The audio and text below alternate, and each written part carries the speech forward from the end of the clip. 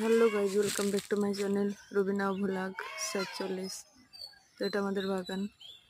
এটা হচ্ছে জাম গাছ। জাম গাছে কেবল হালকা ছোট ছোট ছোট ফুল এসছে আর কি। তারপর আমি আমগুলো কুড়িয়ে নিচ্ছি। আম গাছ আছে অনেক।